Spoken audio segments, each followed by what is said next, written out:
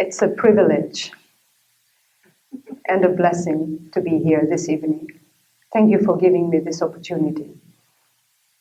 I am actually here to talk about my story, a story that not many people get to hear, and one that I recently started telling when I turned 40. I am the offspring of a nomad and a slave. You might be wondering, how is that possible in this day and age? My mother had been married off when she was 12 years old. She had had 11 children who had all died. And my father was born to a sheikh and to a mother who came from a tribe or a clan that was called, is basically identified as a subhuman in Somalia. And my grandfather fell in love with her, converted her to Islam, and took her as his wife. And so she had my father and his sister. And they lived outside of the family compound because even though she was his wife, she wasn't good enough to move into the family compound. And so my father grew up feeling excluded and watching from that little shack, that little hut that he lived in as life went on, and what he assumed to be his family, but who really didn't take him in. So the two of them met when they decided that they were going to move to greener pastures, to find a better life. And that better life was in Kenya. So my mother, who had lost 11 children, but who felt that maybe if she went to Kenya, she would have children who would live and who would be healthy. And my father, who had run away at the age of 7, at least that's what I'm told, and who lived as a street child and earned a living as what they would call a garage boy, and later on he became a truck driver. The two of them met in what is currently known as Jubaland, Kismayo, and he drove her to Kenya. I was born in Thika, which is a very beautiful place near Nairobi. And these two parents who had perfected the art of walking away in order to find better opportunities settled briefly together and had me. I was a sickly child, but I survived. And so to celebrate that, my mother nicknamed me Deho. Deho in the Somali language means the sufficient. So she said, if I have this child and she stays alive, then that's enough. She is sufficient. And that is my second name. So people call me Fadumo Dayib. I lived in two worlds. I lived in Somalia and Kenya. I was being constantly moved back and forth because my family, as I had mentioned, had perfected the art of actually walking and living between two worlds. And that actually, unfortunately, led to me not having a good education. I only started reading and writing at the age of 14. But before doing that, I had to become well-versed with dreaming. And so even though I lived in a very disadvantaged setting, and my mother was really, and my father were poor, I learned how to envision a better world for myself and for others. And I managed to convince my mother to live that dream with me. And so even though we were not well off, she would ask me every Saturday. And by the way, my mother's nickname was Gorbachev. And she earned that name by being a warrior. And she was a man-beater. And I mean it in that sense. And I remember as a child watching my mother actually doing that. And the first time I saw that, I was so amazed. But at the same time, I was thinking, how is that possible? Mom normally says, I should not fight. She's doing it. And so Gorbachev was really, she believed in going the extra mile in achieving your dreams. And so she would ask me every Saturday, okay, Fadumo, if you grow up, what do you want to be? And every child who lived in Kenya would say, I want to work for the UN. The UN was the best place to be at. And she would say, okay, let us take a taxi drive. And we would drive from Sli, which was basically a slum, and we would go to the UN compound in Gigiri. And she would say, Fadumo, look at those gates. You will walk one day through those gates. And I would say, but you know I can't read and write. How would I do that? That's not possible. And she would say, I don't want to hear that word. You will one day. Just look at it. And then she'd say, okay, so you are in the UN compound. Where do you want to live? And anyone who knows Kenya would probably identify Spring Valley. This is where all the rich white people live. And I would say to my mother, I want to live in Spring Valley. And she would say, let us drive to Spring Valley. And we would go there. And there was a small house that I really loved. And she would say, where do you want to live? And I would point at it and I'd say, I want to live there. And she would say to me, look at it. Imagine you living in that house. And I would attempt to say no. And she would say, yes, you will. Listen to me, you will. And so she would say, you are with the UN, you live in this nice house. Where do you want to shop? Say, I want to go to Nakumat. Again, Nakumat is in Westlands, and I would go there.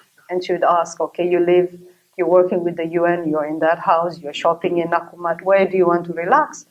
Sarit Center was the best place. Like, I want to go to Sarit Center. And she would say, always look at it, imagine you will be there one day. And so this became a habit. We didn't have money, but my mother made sure that that dream lived on. And by living through that dream, she made sure that she invested everything that she had. And she even forced my father, who had divorced her and had his own family, to sell his only truck, his only means of livelihood, so that she could put me through school. And I had managed to persuade her to invest in my education. And she did that because she believed that it was possible for me to do that. So while living in that environment and having these taxi rides, the Kenyan government decided that they wanted us out. In 1989, a lot of Somali families, by the way, Kenyan Somalis, were deported. My family was one of those. My uncle was involved with politics in Somalia, and Daniel Arap Moi, the former president of Kenya, decided that he wanted us out. Not because he was in love with the dictator in Somalia, or that he cared about the politics that my uncle was pursuing. They wanted to only grab businesses and land and anything that these people would leave behind. So I remember as a child being put on a flight to go to Somalia, and I had a card in my hand that said, go home. And home was Somalia. And when we went to Somalia, we didn't have anything. My life was in Kenya. I was a Kenyan, or that's what I thought. So I remember living in a small refugee camp. Actually, it was the stadium, the national stadium, and holding a refugee card from the Red Cross. All of a sudden, I had no country. Because of my ethnicity, I was displaced. And I would quickly come to learn that that was the best thing that the Kenyans ever did for me, because I grew to love Somalia. And in 1990, the war broke out. Again, my mother sold everything she had, including a property. And she sold it for peanuts because she wanted us out of Somalia. And I remember having these discussions with my mother about the possibility of leaving Somalia and taking my two siblings with me, because that was my responsibility to get them to safety. And wondering whether I was going to be able to do that. I did what I know best. I sat down and I started dreaming about what that would entail. And I knew it would mean walking away from the people that I loved the most and the country that I was getting to love very much. But to get to safety meant getting a visa to go to Romania. I didn't even know what Romania looked like. And we didn't have enough money to sustain us to be in Romania. So the only option I had, whereas other rich families had people who would mediate and who would actually be able to get them the visas and the tickets, my mother and I would leave every day and stand in front of Aeroflot, which was the only flight that was going to leave from Mogadishu. And one day this Russian official came out and I spoke to him in English. And he looked at me and he was like, "Oh, okay. Come in and try to explain what it is you want." I realized I had a short period of time to try and persuade him to give us tickets. And I appealed to his sense of humanity. I told him that my mother had only 3 children and I was the oldest, and that she had lost 11 children, and that if he didn't save us, it would mean the end for us as a family. And he said to me, "Come to the airport. There's nothing I can guarantee you. Come to the airport. If there's seats available, you will get on. If not, there's nothing I can promise you." I said, "Listen, thank you. That is enough. The fact that you're willing to do this is amazing." So that night, I sit with my mother. We didn't have much to say. We just held each other. And that morning, my mother gave me a kiondo. A kiondo is a small bag that you can get from Kenya. And in that kiondo, my mother put a piece of halwa. Halwa is a very sweet thing. How many of you know halwa? Yes. She put a small chunk of halwa and some cookies in there, because as a mother, she thought, because I loved sweet things, that this would sort of like appease me and put me in the right frame of mind to take this journey. And in a smaller bag, she had put our stuff, bits and pieces, albums, and things that were very important to her and to us. And of course, these bags had familiar smells with them, smells of home, of mother, of tranquility, and everything else. So we go to the airport. And when we are at the airport, we didn't even say goodbye to her because we didn't know whether we were going to get on this flight or not. And this is the last flight out of Somalia before chaos would take over. And I see the plane about to take off. It starts moving, and I'm thinking, okay, that's it. This is the last chance we had, and it's gone. And so we have to brace ourselves for what will happen. But then it came to a stop. And I remember standing there and thinking to myself, maybe I'm just imagining. It came to a stop. And I could see the Russian official. The door opened, and then 3 men came off. And he started calling us. And I told my sister and my brother to go ahead.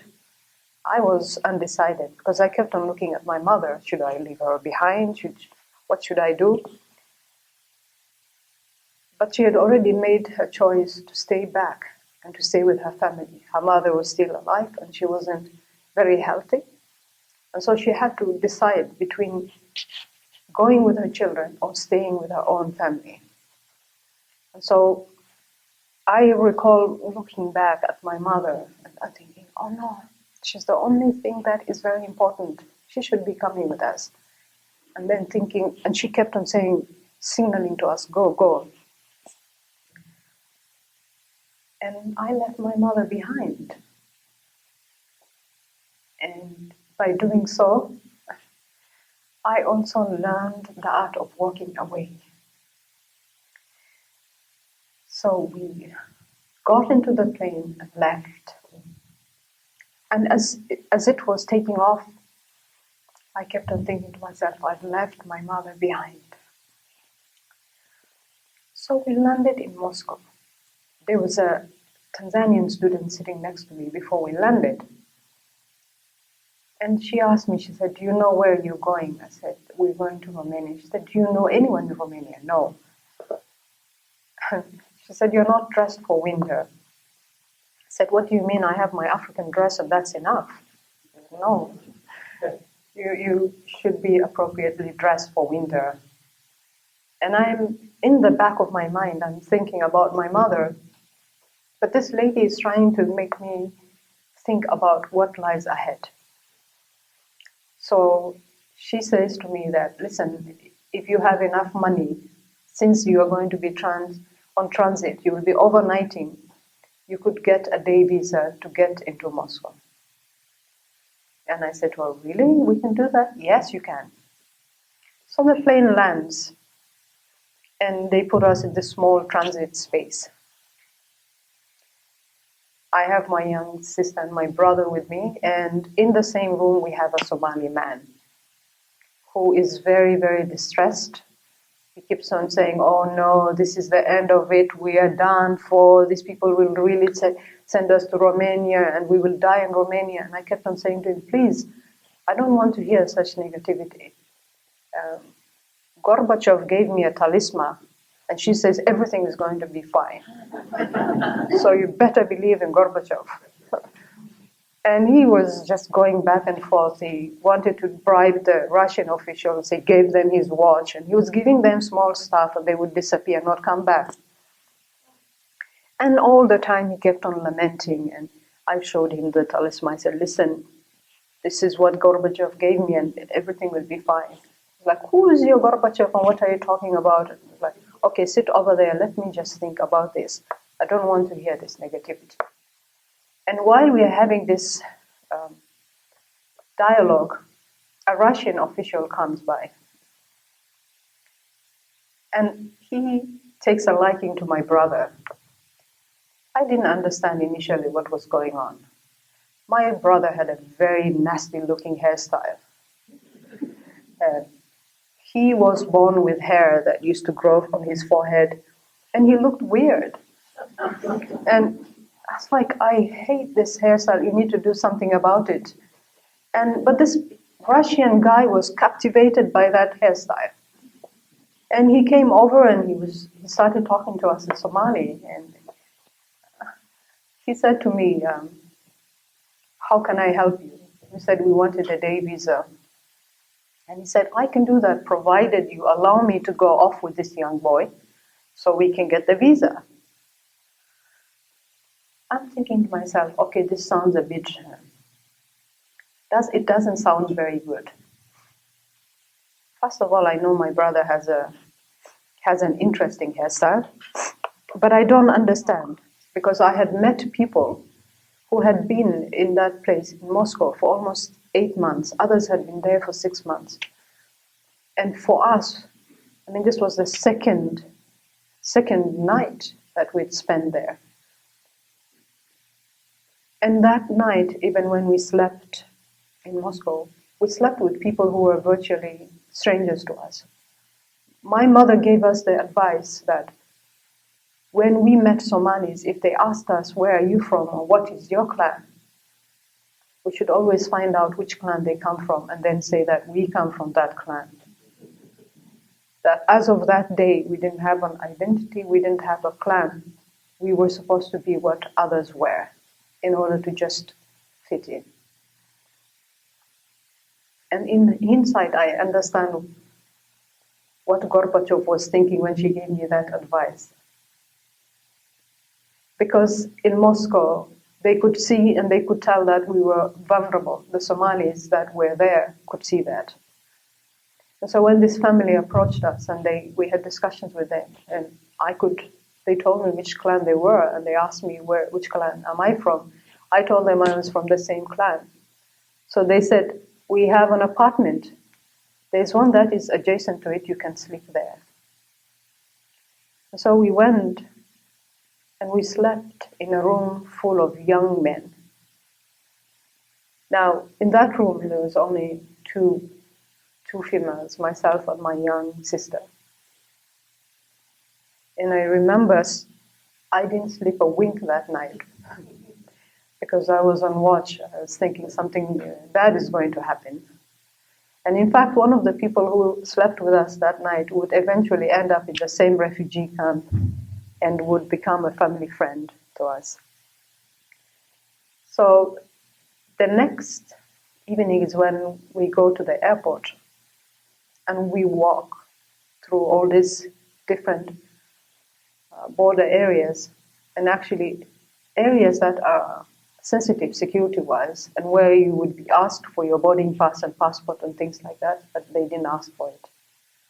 And we got on an airport flight to Helsinki. 6 Somalis, including ourselves, and one drunk Finnish man sitting in the back who kept on singing Finnish songs all the way. And so when we landed at the airport, I was in shock at how easily things had happened. And I remembered what my mother would always tell me, that in times of trouble, I should always know that the world was full of people who were good-hearted, and that she had blessed us and things would go well. So that night, as I slept in a Finnish motel in the city center of Helsinki, and I would hear the soft snores of my young sister, I was amazed. Here I was, in one of the most developed countries, in this very opulent, plush bed, which felt a bit unfamiliar. I wasn't used to being in such a grand place. And I thought to myself, how many of us actually have the opportunity to reinvent themselves, to get a new identity, to get a new lease on life? If my mother had lost 11 children, and I was the first one to survive, I met people who were suffering in Moscow, who were stuck there for many, many months. What is it about me, about us, that enabled us to come through these things and so easily?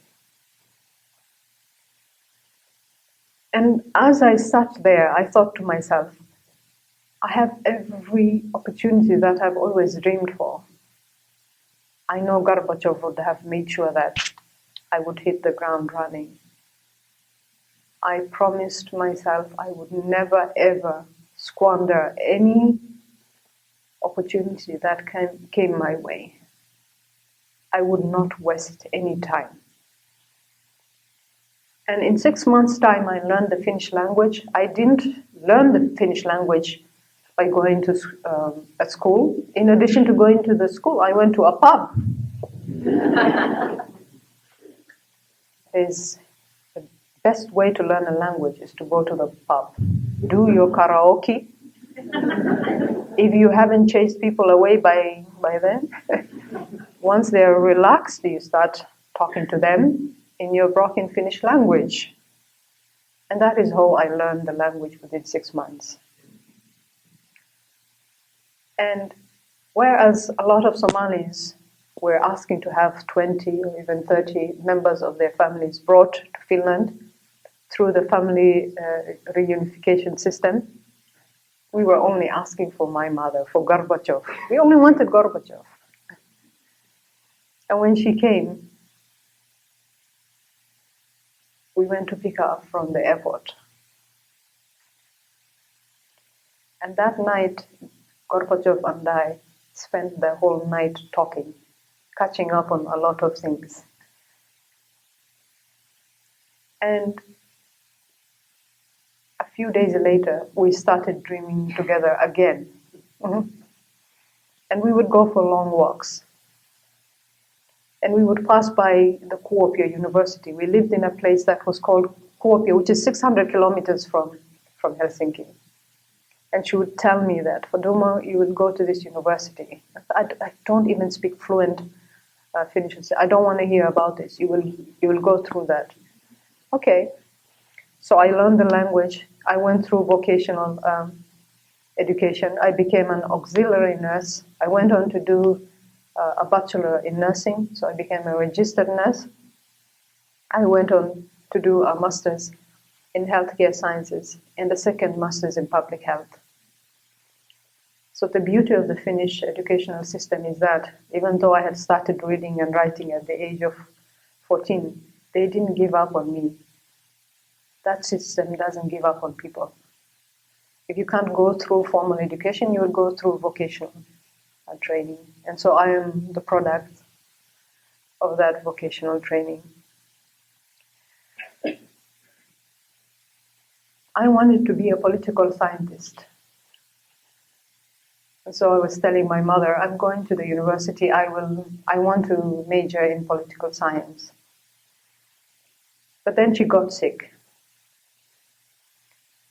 And before she died, she became literate. My mother learned how to read and write. So as she lay in that Finnish hospital, dying, I saw how the nurses took care of her. And I realized then and then that my vocational calling in life was actually to serve humanity. And the best way I could do that was to start working as a nurse. When my mother died, she's buried in Kuopio. It's amazing. She was born as a nomad somewhere way, way deep in Somalia. And she's buried in a very cold place called Finland.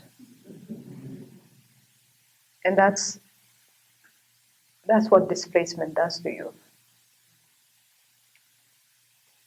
But as she went on this long walk,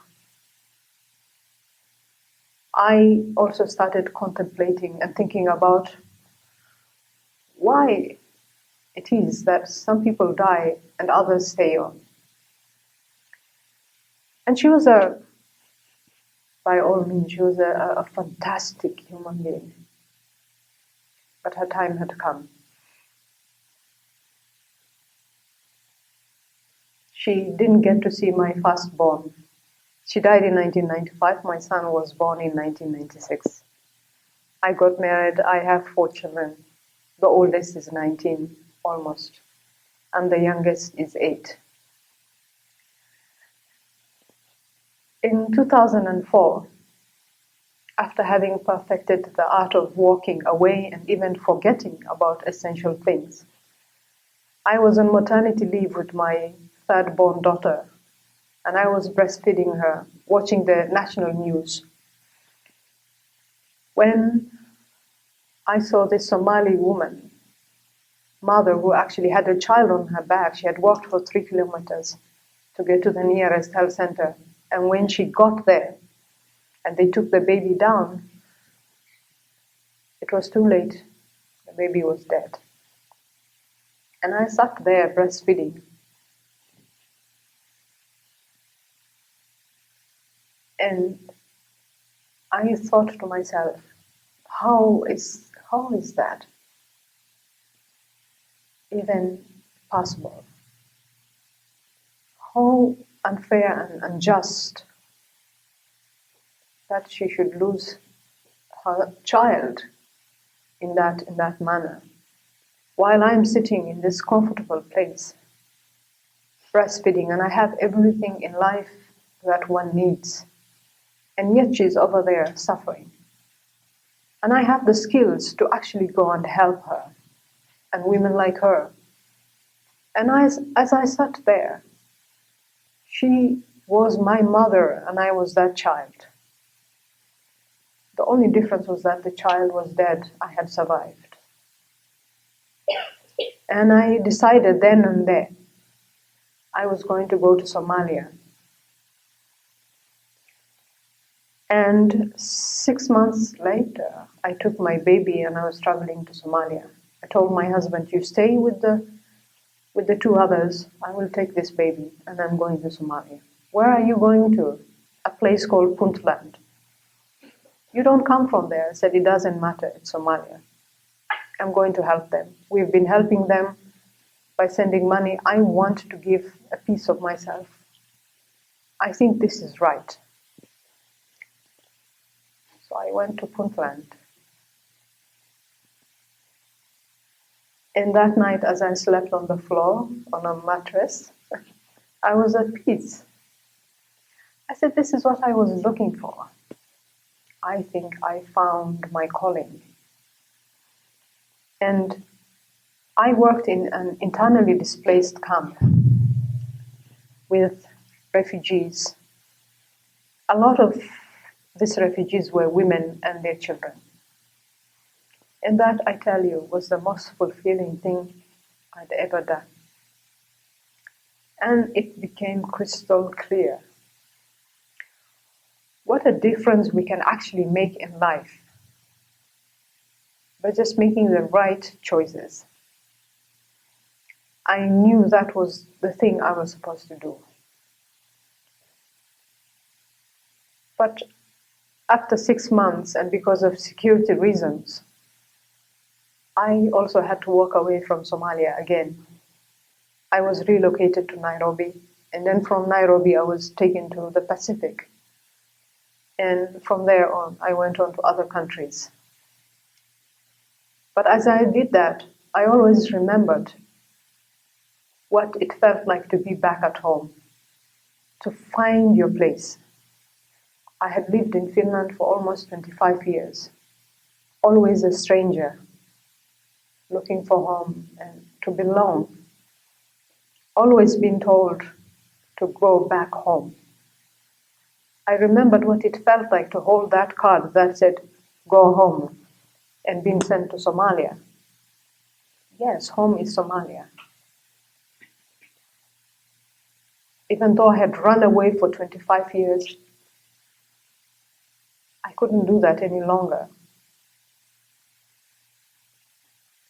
So in Liberia and with the UN, I decided I was going to go back to Finland, do my PhD, come to the Kennedy School, and prepare myself for this journey.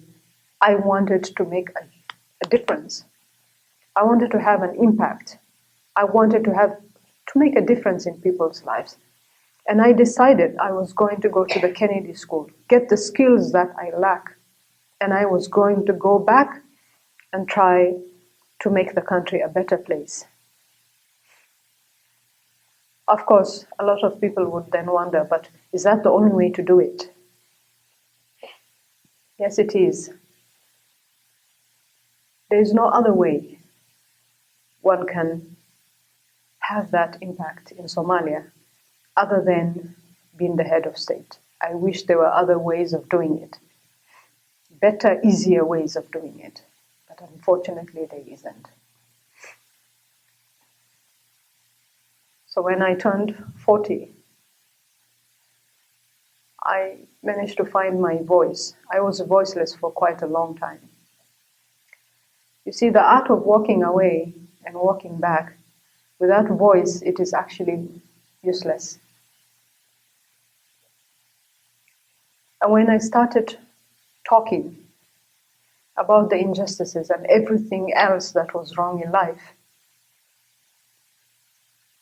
I realized part of walking away is also really owning your own narrative and sharing it with the world. So when I came to the Kennedy School, I learned the skills that I lacked in leadership. It is one thing to be a president, it's another thing to be a leader. And it's a completely different ball game being a follower. You have to be all of these things.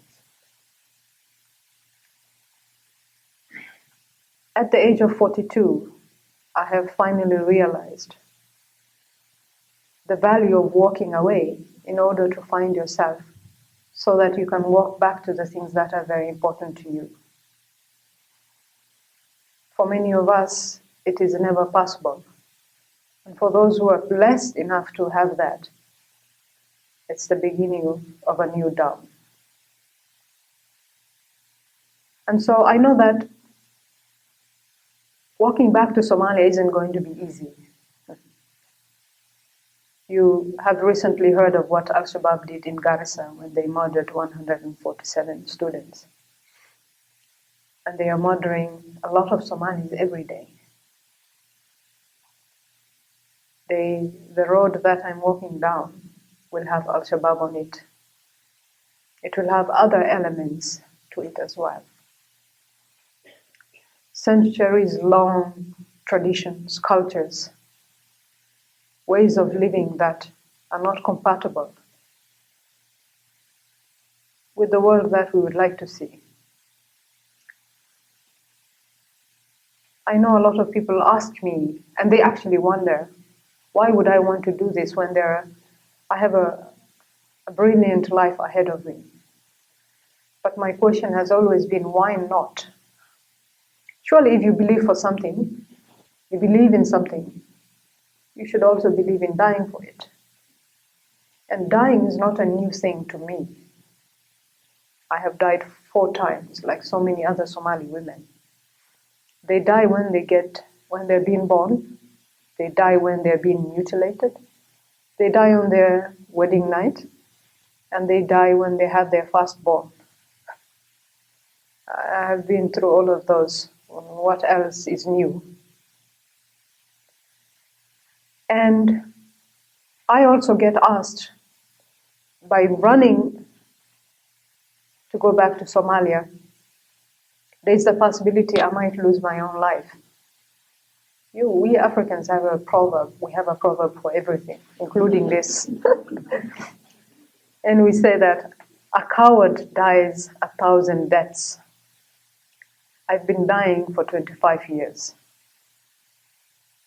There comes a time when you finally realize death is not the final destination. You could actually live a life that is worse than death or dying. I choose to confront that and to say that I will no longer be silent. And I will no longer be invisible. Because in my language, there's also a saying that a woman's place is either in a grave or at home. I don't want to be in both places. I want to be in the middle safely. But if there's a need, or it's inevitable that death will come, it doesn't faze me. I'm not scared of that. What I am scared of is being complacent, being quiet, and watching the suffering of almost 10 million Somalis. Fighting for goodness and for light, I believe, is jihad. Fighting to rebuild and reconstruct your country is jihad, not killing innocent people, not blowing people who have nothing to do with that, and certainly not propagating the values of darkness. That is not jihad to me. So I want to end this talk by saying that the road that I mentioned, although it will have obstacles in it, on it, I am not scared of those. Because I see at the end of that road a very beckoning light. I see Somali children who are happy, laughing, singing, who are well fed, who don't fear, and who grow up knowing that they have a bright future ahead of them. I see the Somali youth who are literate, educated, who have the opportunity to get a better life, who have livelihood means. I see women who are safe, who are not being raped, who are not being violated, and who are being valued as human beings, equal human beings, and who are contributing constructively to the society. I see elders who are being taken care of and being told that they don't have to worry about anything. They don't have to be in politics trying to make a living, that they can just sit down and rest. I see a future for Somalia where it is no longer shame. It is no longer shameful to be called a Somali. I see a future where I can proudly stand up and say, I'm from Somalia. I am a Somali. I see a future for Somalia where it will compete with other African countries and it will do better. I see a Somalia that coexists as part of Africa, that acknowledges the fact that it is African. I see a future that has been acknowledged. I see a Somalia that has been acknowledged by Africa as an African country. For Somalia can no longer continue to exist in isolation. I see a beautiful Somalia, and that's why I'm walking back to Somalia. Thank you very much for giving me this opportunity.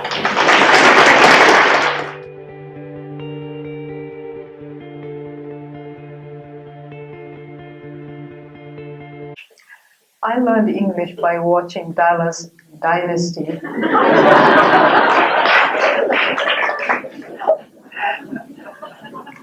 And so many other programs from the 80s.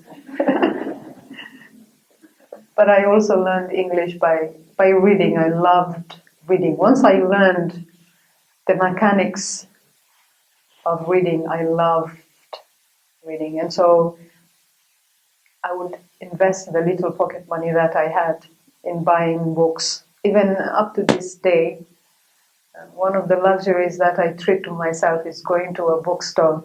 And, the security guard is looking at me like, what's wrong with this woman? Because I like smelling books. The smell, it's like, it brings familiar, yeah.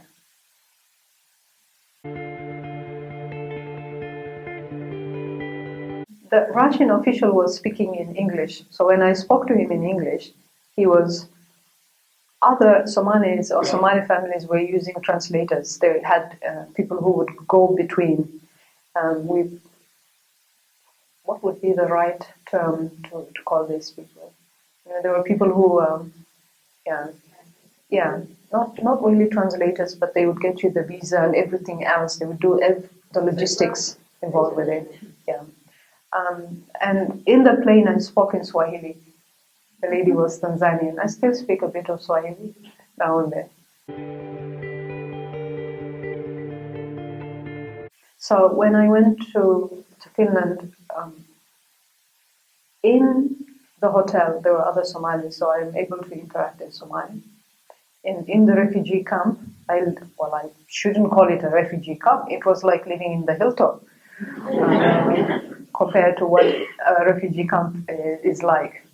So in the refugee camp, I lived with Bangladeshis, I lived with Somalis, I lived with Russians, Estonians, and so we used international language. Gesturing.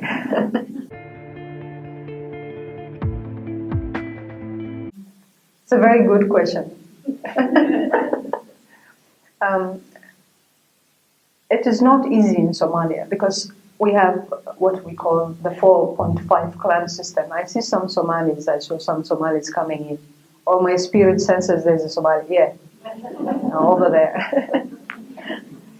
Yeah. So we have a system that is called 4.5 clan system.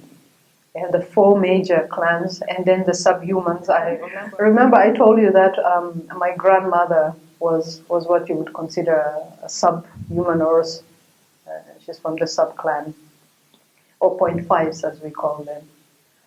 So the current incumbent that we have, we've had several different governments since 1990. And this is, the way they're chosen is that they're chosen by few clan elders. The clan doesn't acknowledge the existence of women. We don't exist. The only time we come to existence is when they have to marry us off, or they use us as bargaining chips in forging allegiance or alliances. So the way it is done is that, or the way they used to do it, is that the clan would then, amongst themselves, select who is supposed to be the president. The reason why I am running is in 2016 we're supposed to have democratic elections, which means that I as a woman have every right to run. I wouldn't have this opportunity if the clan system were to continue, because I have no business being in the public sphere, let alone in the highest office in Somalia. What that would entail is really campaigning, not campaigning as we know it here. And there is a process to it. They have to redraft the constitution. They have to have an independent, national independent electoral commission. They have to have a reliable census. They have to have national identity cards. There are a lot of things which should be done, but this current administration has been very busy wrestling and fighting. The current president had gotten rid of 2 prime ministers. We have the 3rd one. This is since 2012. And instead of focusing on Vision 2016, which is to really prepare the ground for upcoming elections, they've been busy fighting in the parliament, frying pans and God knows what else. So hopefully they will cease doing that and get back to putting these systems in place. If not, we will not have those elections next year.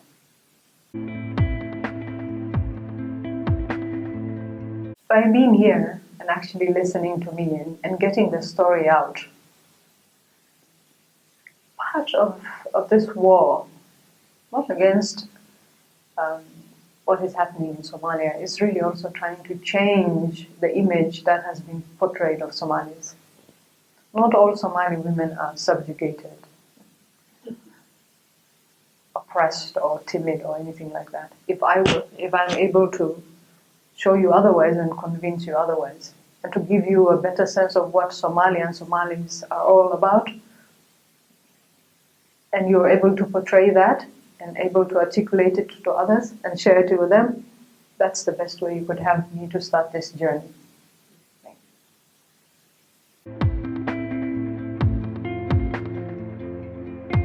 Yes, because those will be democratic elections. And so, yes, I am hoping they will have the right to vote. And I am sure they will have that right. And that's why I'm running.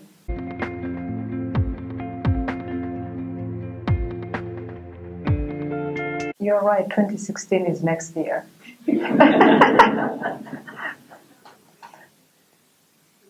And if it is not next year, it will be in 2017 or 2018. But I'll still be standing and always doing this. We don't have political parties because we've had a clan system. So the clan actually allocates position according to the membership that is assigned to them. I would not join any existing parties because the people in these parties are people that were part of the structure. And I want nothing to do with people who have raped, pillaged, spilled blood, or I want nothing to do with them. So I'm going to be an independent candidate. Because by aligning myself with these other entities, I would be going against my own principles and values. People tell me, oh, Fadumo, you can be offered a position, you can come through the current system. I don't believe in it. I don't want to support a structure that subjugates me, that is inhumane. I am not here to sell my soul. I am here to serve humanity, and that doesn't include joining, tarnished people.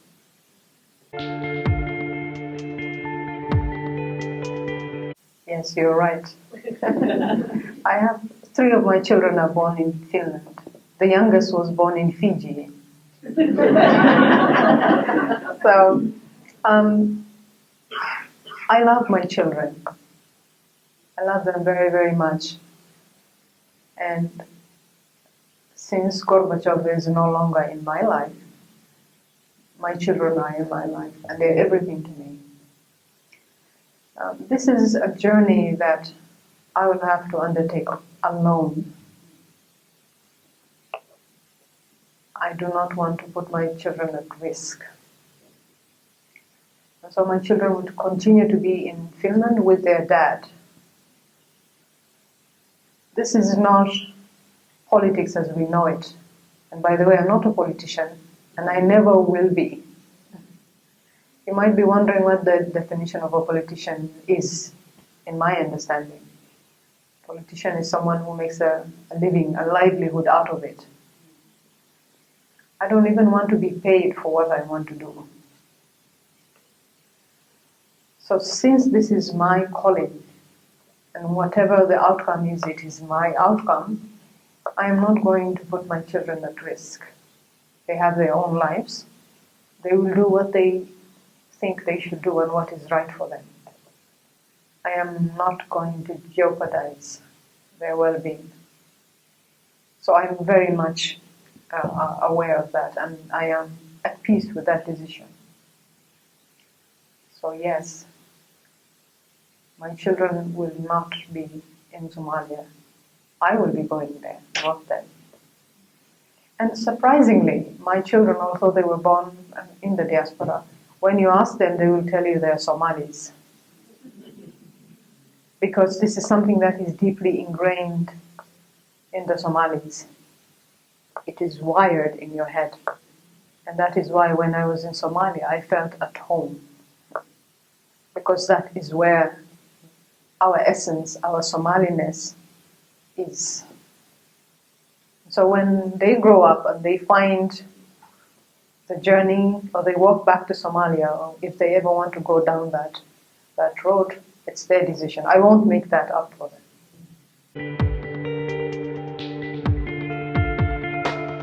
When, if it is not 2016, if it is not in 5 years' time, 10 years' time, 15 years' time, I will be there. You know, the needs are too many, and the priorities are too many.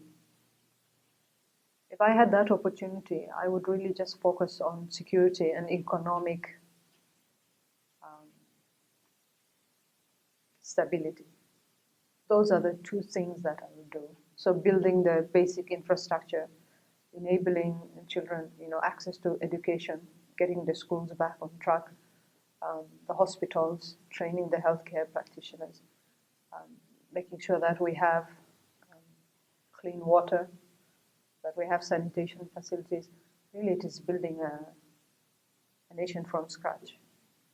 So that in itself, making sure that the youth have livelihood skills, that they're employed. 4 years even attempting to do that is too much. But I really believe in starting from scratch, focusing on the necessities. I'm not into building regions or thinking about the balkanization of Somalia or breaking it to pieces. That's not what I'm thinking about. It's really, how do you get food in the bellies of people? How do you give them access to their properties, to give them a dignified existence? That's what I'm thinking about. And if I had the opportunity, that's what I would do.